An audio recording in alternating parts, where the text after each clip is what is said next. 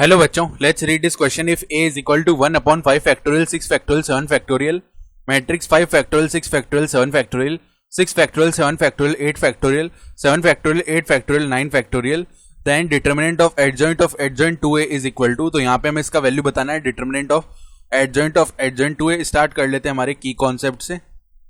तो देखो की कॉन्सेप्ट क्या हो जाएगा हमारे पास. हम जानते हैं कि डिटर्मिनेंट ऑफ एडजॉइंट a, इसका जो वैल्यू क्या होता है, determinant of a raise to power n-1, जहां पे n क्या होता है, ऑर्डर होता है मैट्रिक्स a का.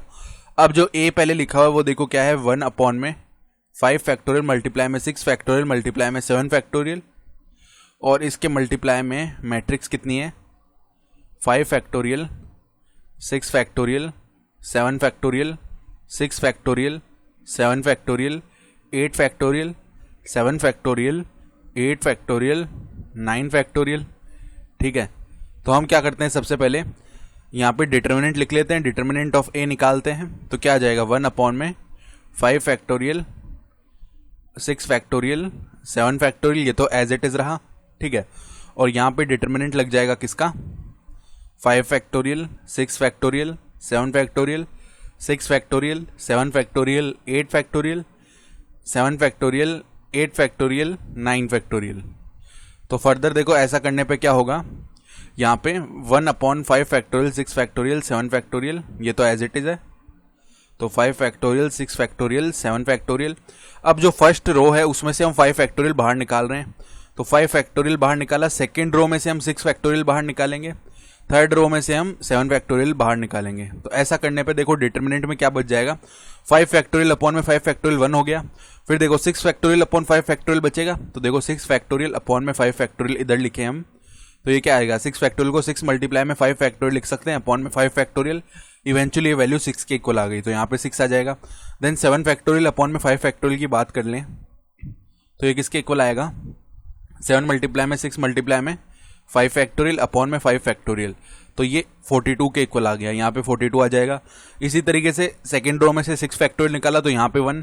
देन 7 फैक्टोरियल अपॉन 6 फैक्टोरियल, इसका वैल्यू 7 हो जाएगा. देन 8 फैक्टोरियल अपॉन में 6 फैक्टोरियल, इसका वैल्यू 8 मल्टीप्लाई में 7 यानी कि 56 हो जाएगा. ठीक है, देन यहाँ पे 7 फैक्टोरियल अपॉन में 7 फैक्टोरियल 1 हो गया. देन 8 फैक्टोरियल अपॉन 7 फैक्टोरियल 8 आ गया. देन 9 फैक्टोरियल अपॉन में 7 फैक्टोरियल 9 मल्टीप्लाई में 8 यानी कि 72 आ गया.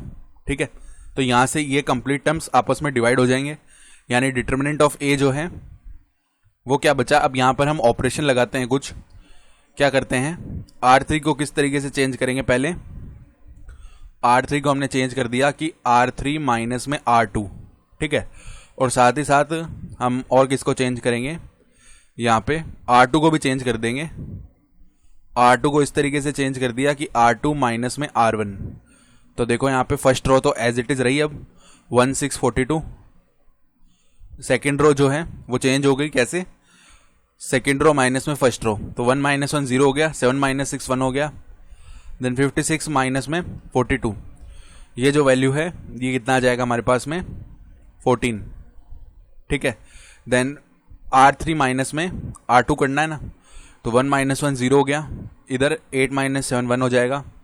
देन 72 में से सब्ट्रैक्ट कर दिया 56, तो यहाँ पे पहले 6 आया एंड 6 माइनस 5 यानी कि 1, यानी कि वैल्यू आ जाएगा ये 16.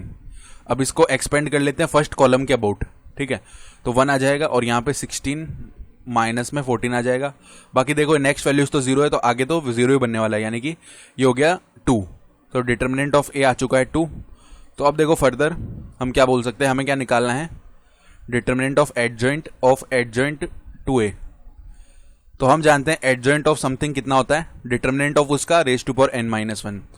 तो देखो ये क्या हो जाएगा, एडजॉइंट ऑफ 2a, इसका डिटर्मिनेंट और इसकी पावर n-1, तो ऑर्डर 3 है ना, यहाँ पे 3 - 2 यानी स्क्वायर हो गया.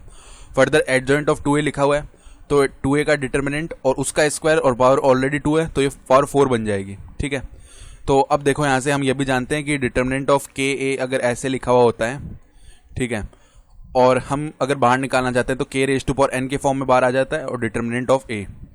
ठीक है, तो यहाँ पे देखो 2 रेज टू पावर 4 तो ऑलरेडी है. ठीक है, या हम क्या करेंगे, 2 क्यूब बाहर निकलेगा और उसकी पावर 4 है, तो 2 क्यूब की पावर 4 लग जाएगी, और डिटर्मिनेंट ऑफ a की पावर 4 है. डिटर्मिनेंट ऑफ a का वैल्यू 2 है, तो ये 2 रेज़ टू पावर 12 हो गया, मल्टीप्लाई में 2 रेज़ टू पावर 4 हो गया, यानी required answer 2 raise to power 16 बन गया है। तो ऑप्शन डी सही हो गया। I hope you understood this explanation. Best of luck.